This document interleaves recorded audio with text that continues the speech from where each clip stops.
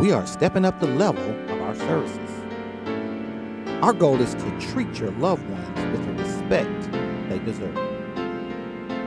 We are taking our services to new heights. We are stepping in a new direction. Step into the new millennium with Golden Gate Funeral, where service begins and never ends. Hello and welcome to Ask the Undertaker, an open, honest look into funeral service brought to you by Golden Gate Funeral Home and Crematory, with facilities in Fort Worth, Texas, Dallas, Texas, and Tallulah, Louisiana. I'm your host, John Beckwith Jr., and I'm joined today by our king of pre-need, Brother Eddie Pace. Hello there. We have our queen of pre-need, Sister Deborah Abrams. Hello, everybody. We have our sister and chief financial officer, Miss Carolyn Haynes. Hello, everyone. We have the pastor, A. Lewis Eaton, of the Church of Living God of Temple 280. Blessings on you. All right, today we come from Philippians, the 4th chapter and the 7th verse. Pastor Eaton, if you read that for us. The Word of God says, "And the peace of God, which passes all understanding, shall keep your heart and minds through Christ Jesus." All right, today we're going to talk about dealing with unexpected death. And the Bible speaks that he will keep our hearts in our minds. Because, Carolyn, we know that we're going to need God when it comes to an unexpected death. John, I'm telling you, we literally lose our mind. And if we don't have that God to hold on to, or somebody, something to hold on to, we will not be able to make it, especially during that tragic time of an unexpected death. And Pastor, we've all dealt with that. I know on this panel we've dealt with unexpected things in our lives. Do you think it was God that kept you in your right mind at that time? It's no doubt in my mind, if it had not been for the Lord, I'd probably be in some mental institution. Isn't that something? So that's what the Bible speaks about when we talk about that. And Queen, there's many tragic things happen, so many unexpected deaths just recently within the last few weeks. Really? That we have dealt with on a nationwide level as well as on a local level. That's correct, Mr. Beckwith. One comes to mind about the West Texas tragedy where they had an explosion in a fertilizing plant and a lot of people lost their lives. People lost their lives. Many people They lost their homes, their vehicles, businesses were destroyed. It was just a sad tragedy. So, Brother Pace, there was a lot of unexpected deaths. No one came to work that day. No one went throughout that day expecting anything to happen in West Texas. Yes, it was actually a wake-up call for a lot of people. You know, people go to work and get up. They're not expecting something to happen like that. And it was very tragic. And Pastor Eaton, if it wasn't for the Lord. Yes, sir. And not just within the last few weeks, but they're going to need the Lord in days to come, months and years to come. We're going to need God to help us make it through this. And Carol, of course, we're praying for those families that has lost loved ones in that tragic event, and some of the things that family will be going through and those people in that area will be going through. Well, what's some things they will be dealing with? Well, one of them, John, is just that it will no longer or ever be a normal day or time for them in their lives. As Eddie Pace just stated, when they woke up, they started their day, they went throughout their day. They were just thinking about, okay, I got to go home, I got to cook dinner, I've got to do this, the next step in their day. And then the explosion happened, and everything was turned upside down. Nothing is normal again. No, sir. You got to find a new normal. Yes, sir. And that's difficult, Queen of Pre-Need. People go through a lot of things when tragic events happen. What's some of the things that they go through? Well, they're fearful, for one thing, Mr. Beckwith, that it might happen again. Because there are plants all over this world. I know. So we have one close to our home, close to our businesses.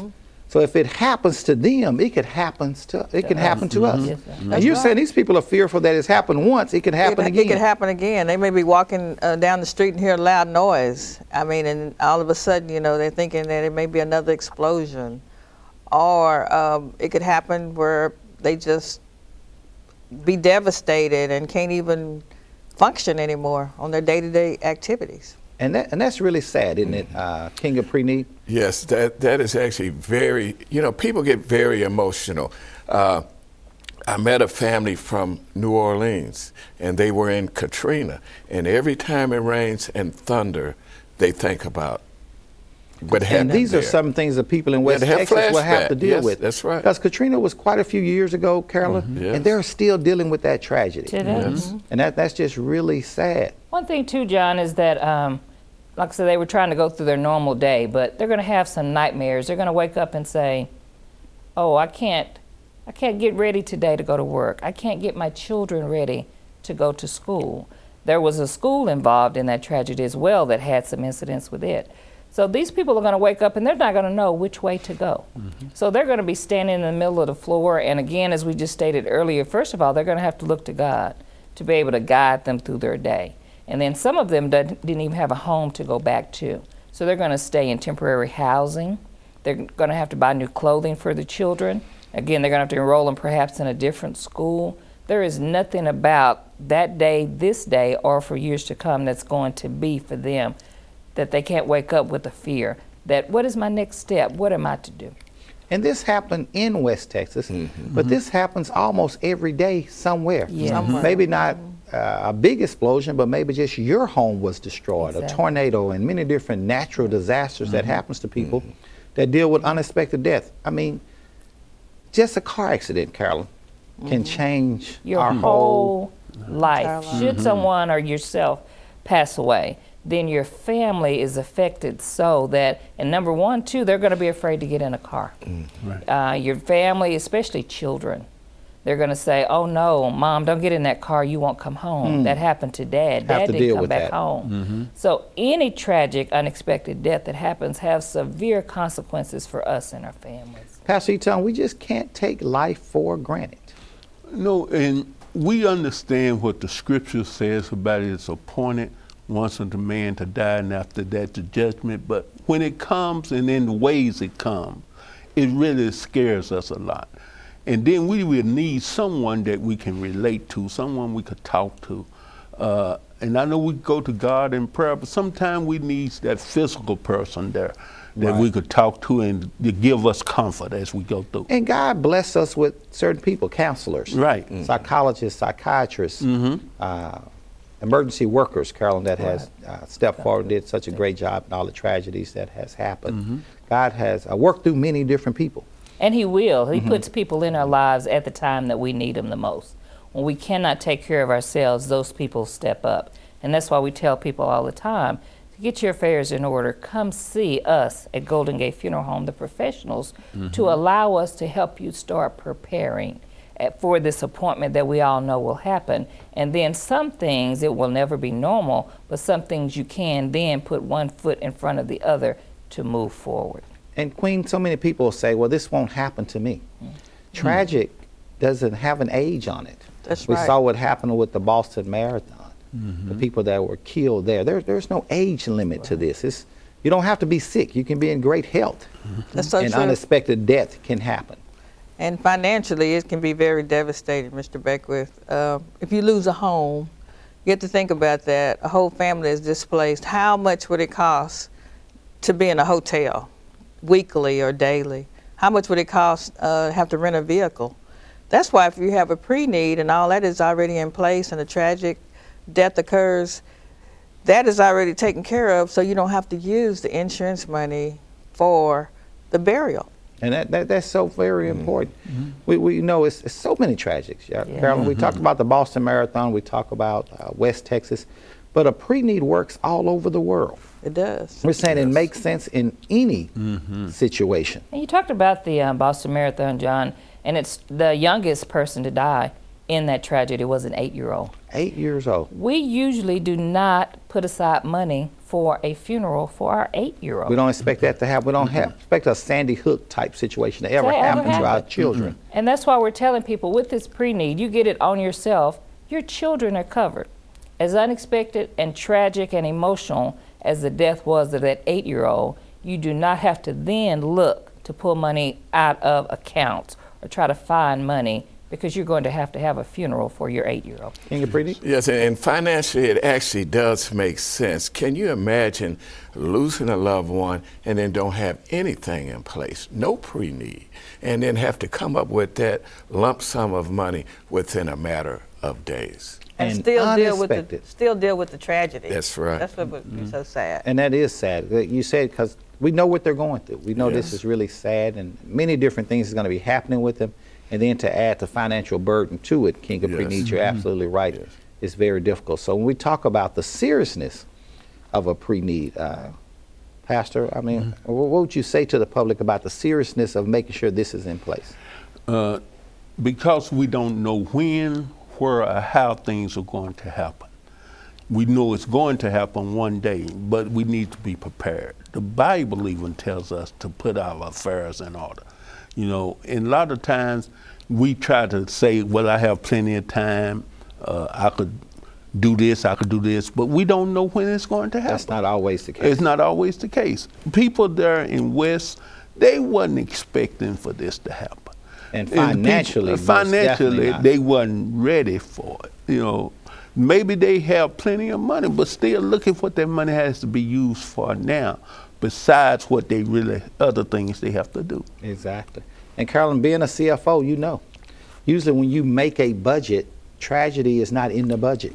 Definitely. Unexpected is not one of the things that's on the spreadsheet. Exactly. So that's why we tell you to put things in place. And as we stated, these tragic things happen to these families in West Texas.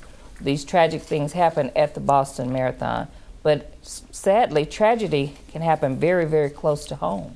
And we tell people all the time, if something happened to, for instance, to me at the funeral home, there are so many people at the funeral home and in my family that count on me. That's why we tell you to put things in place. That pre-need, then my family doesn't have to scrounge around and have to pay for my funeral and make sure everything else is in place and then go on. So that's why we tell people to put things in place. And financially, we say it so often, pre-need, it just makes sense. And then there's another part to pre-need we talk about every week, but even more important this week with everything that's going on. And what part is that? That's emotionally, Mr. Beckwith. Okay. And if there's ever a time we need to talk about the emotional strain that's on these families, this is the time. It really is, Mr. Beckwith, because I can just imagine if I died unexpectedly in a car wreck or an explosion or something, my family would be devastated. And I have a little grandson that I'm raising too, and I wonder what would happen to him. He's depending on me to get him to manhood and off to a good start in life. And what would happen to him? What would happen? My children are grown, but still sometimes they depend on me as well. So it would be very devastating. And Carol, we talk about financially, but also emotionally, as she's speaking of. They just don't depend on us financially, which they do, but emotionally. Because the fears and the anxiety that people have when they lose someone unexpectedly, who's going to hold them? Exactly. Who's going to tell them it's okay? As you love to say all the time, John, usually it's the glue in the family that holds everybody together that passes away. And we just talked about, you literally lose your mind when your loved one passes away. You cannot walk into a funeral home and make emotional decisions, business decisions, any type of decision. When you got up that morning, it was hard for you even to decide what to put on to go to the funeral home. Don't add the stress of having to make funeral arrangements for your loved one to your family. And King, we know they're going through a lot emotionally. Just a surprise, just a phone call, the way we were told that they passed away, trying to figure out what happened, why it happened. Emotionally at that time, having to make decisions. I can't even imagine. And, you know, it is very emotional losing a loved one.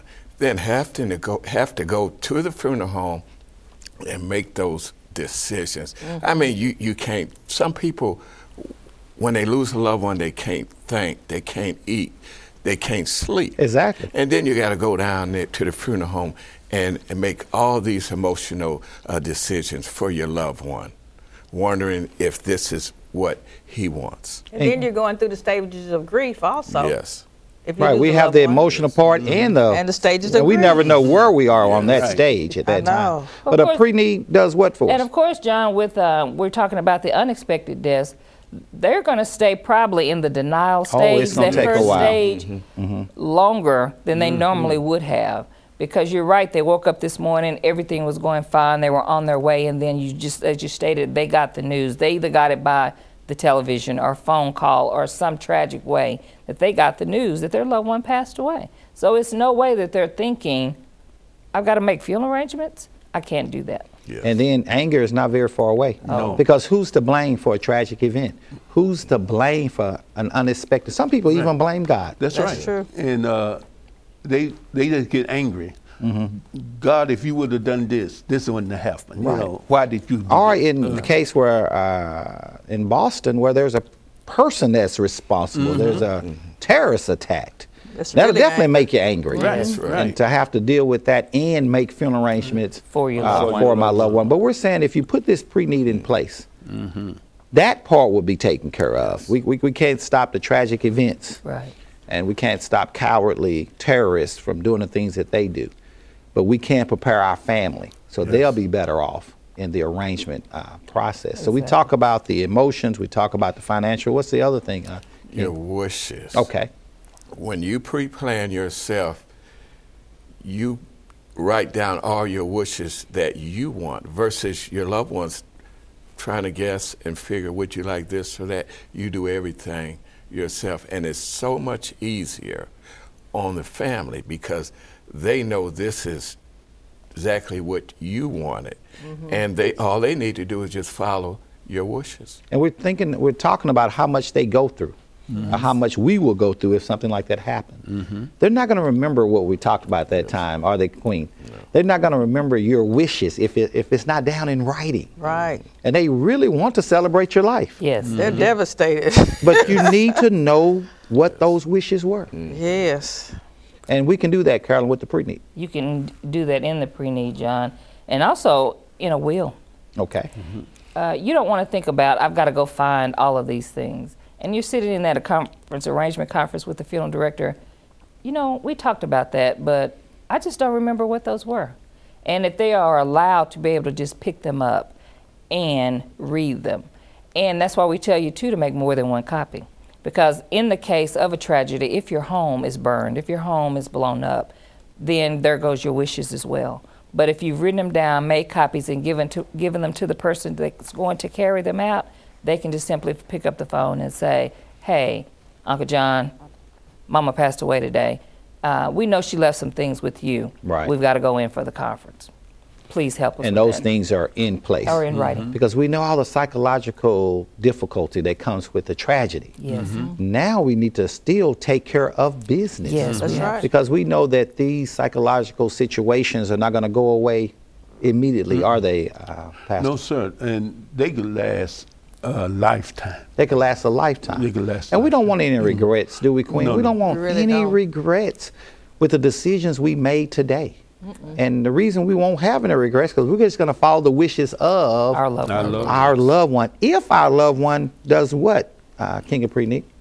Puts everything in writing and gets a pre-need. If they do that, That's then we're already dealing with the tragedy. Yes. Right. Let's not make it two tragedies. Let's not look It's back so and much say, easier. that was sad what happened, but I didn't even make the right decisions on what to do Exactly. and celebrating For the their life. celebrating of their life. Once again, you get over the initial shock that they have passed. You're exactly right. I still have to have that celebration for my loved one. I have to have a funeral and a final disposition because my loved one needs to be taken care of. But you're exactly right. You don't want years to pass by and you come back and say, I didn't do that right, or I didn't remember that Mama wanted this and she wanted that. Everything in place, just please make it easier for your family. King, we talk about insurance every week and how important it is to have insurance. With these events that's going on around us within the last few weeks, how important is insurance now? It's very important. And you know, a lot of times people don't realize that when you lose a loved one, you have to replace their income. You should have enough insurance to live on after your loved one passes on for, you know, temporarily. You know, you should have enough life insurance. So that's why we tell people, buy life insurance for the family, buy pre-need for you. Because we need that life insurance now, don't we, Queen? We really do, Mr. Beckwith, especially if it's a tragedy and it's an unexpected death. Can you imagine the expense that you're going to have to pay if you totally lose your house, your furniture, your clothing? All of that's got to be replaced. And your loved one has passed away. And your loved one's passed so if away. I used all the insurance money toward their Burial. service, Right. well, what's left? Nothing. What's going to pay for the kids to go to college, Exactly. Carolyn? What's going to replace the things that need to be That we lost. that we exactly. lost? So insurance is so important now. Very important. And what's another thing that's important is the beneficiary of that insurance, Carolyn. If I have that wrong person in place, we're already going through enough psychologically. Amen. Please don't add to it by having the wrong beneficiary in place. And we talk about all the time the people that should be your beneficiary, but what we want to remind people today and from now on is that you need more than one beneficiary on your insurance policy as well. For instance, if you're in a car, most of the time the spouses are in the car together. You're at your home together, or you're traveling together. So always make sure you have a primary beneficiary and a contingent beneficiary. So if something does happen to your primary beneficiary, then their contingent can step up and still take care of the instructions that you've left. Queen Preneed, if I've left a minor beneficiary, what situation are we dealing with now? You're dealing with a situation where the minor can even come in and actually sign a contract to pay for your burial. So the burial is not going to be held up, is now going to be held up because I had my child as my beneficiary. Not only that, but they're not going to even have the monies that they need to be raised properly, because the money is going to probably just sit there It's until going to they end up reach in a trust or something. in a The trust court's until they going to have reach to make age. decisions, Carolyn. Who will take care of them as well as the money that you have left. You don't want the money tied up. Your children need immediate help. They need to be placed somewhere with a guardian, and the monies that you've left to take care of them, they need to have access to immediately. We want an adult as A beneficiary of our insurance. Yes, sir. A lot of people just think I can just avoid talking about this. If I just avoid certain places and certain things, it'll just go away. That is not the case. Is it appointed once for a man to pass away? I can't just like not talk about death, or if I just don't deal with it. If I just change the channel, is death going to go away? It's not going to go away. And Okay. the thing is, a lot of people, we need to let them know this is not taboo. Okay. You know, it's not going to happen because we talk about it. Really, it's best to talk about it. So when it does happen, you'll be prepared. And all of these steps that we've been talking about today is getting us prepared for what might come. We know it's going to come, but if it come unexpectedly, we'll still be prepared. If we just keep ignoring it, if we just close our eyes, cover our face, is it going to stop it from happening? Death is going to come ready or not. And you know, when I sit down with families, that is the first thing I tell families. Talking about this and pre-planning will not put you in the grave. It is very important that you do this, because everybody's aware of what's going on, that you have these things in place, and it takes all the guesswork out of funeral planning. Queen of Preneed, 90% of people who pass away is going to pass away from natural causes. Probably not going to be in an accident, not going to be a tragic or an unexpected event. 90% of people pass away from illness and just natural things. That's correct. You have to be prepared for that as well. You really do, Mr. Beckwith. And you need to be prepared in the 3 ways that we talk about: the pre-need, the life insurance, as well as the will. And also, we wanted to add to that too, you need to have a payable upon death. So if you have money in the bank and if something happens to you, Yes. who's going to be able to come and get it out, Carol? That person that you do have named on that bank account. And as you stated, just by closing your eyes, just by turning off the television. The Boston Marathon event, someone said, "Oh, that's so tragic. I am so sorry, and I'm going to pray for the families." They turned their televisions off and they went to bed, perhaps the people in West Texas. Then, short time later, a tragic event happened there.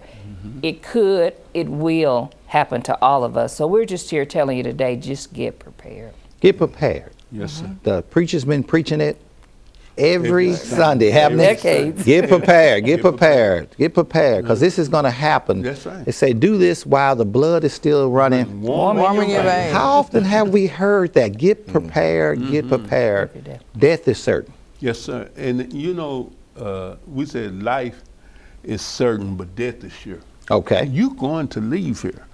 And it's a tragic thing when you leave here and you hadn't prepared yourself nor your family for what they have to go on through life with. We talk about, it's different agencies out there helping these families, but they're going to run out of finances. But if you have taken care of your business, if they do run out, even if they don't help you, you already prepared. And Carolyn, this is something that's going on right now. But this is something we're going to be dealing with years to come. We know what happened in the tragic of September 11th. And I mean, these families are still dealing with this now. Yes. It may not be the head of the news anymore. And it may not be that we're doing a national day of prayer for them anymore, but they're still going through that tragedy. And they're going through financially, John, and some of them, and all of them, of course, are going through emotionally. Right. But with these things in place, as we state all the time, then you can get to a new normal. But in fact, before your family could get to that point, you have to make sure those things were in place for them so that 9/11, the Boston Marathon, the West Texas, every tragic event, your family can and need to live through it. It's not always on the front page of the paper anymore. People are not always given to Red Cross for your situation because other situations happen. But you mentioned earlier in the show that you met a family that dealt with Katrina. That's right. We haven't heard very much about Katrina anymore, but those families are still dealing with it. When another tragedy happened, the news move on to something else. But your family still has to deal with that. Is that right, King? That is correct. And it takes time to heal from a lot of these things that's happening. And Queen, sometimes we never get over it. That's true. Especially if we were unprepared for what happened. That's right. Lives are changed, Carolyn, when kids can't go to college. Lives are changed when people are displaced and I'm no longer with my family because I was not financially prepared. Exactly. And then you have to move to a brand new area and start over, and your children don't know their grandparents. They don't know their relatives because they lost them and you didn't have anything in place. You don't have any memories to build on and to go forward on. So we're telling you, put all of these things in place so that should this tragic happen, or as you stated, natural death, because we all are going to die, your families can live on with those great memories of you. And as a group here, as the panel here on Ask the Undertaker, of course, we're praying for all the families. Amen. That's been through a tragedy just recently, years ago, and then anything to come. We always want to pray for the families. Yes, sir. And we want to continue to remind them to watch Ask the Undertaker every Saturday night right here on channel 47.2 at 7 o'clock p.m. and every Sunday morning at 5:30 a.m. on channel 21. And of course, my favorite, you all, The radio show every Saturday morning from 10 to 11 o'clock a.m. on Heaven 97. That's 970 a.m. on your dial. Or you can go onto our website at goldengatefuneralhome.com. May God bless you. May God keep you is our prayer.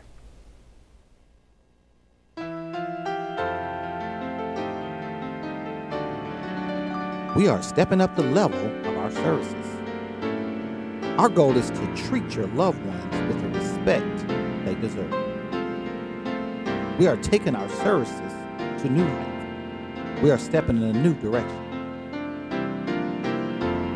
Step into the new millennium with Golden Gate Funeral, where service begins and never ends.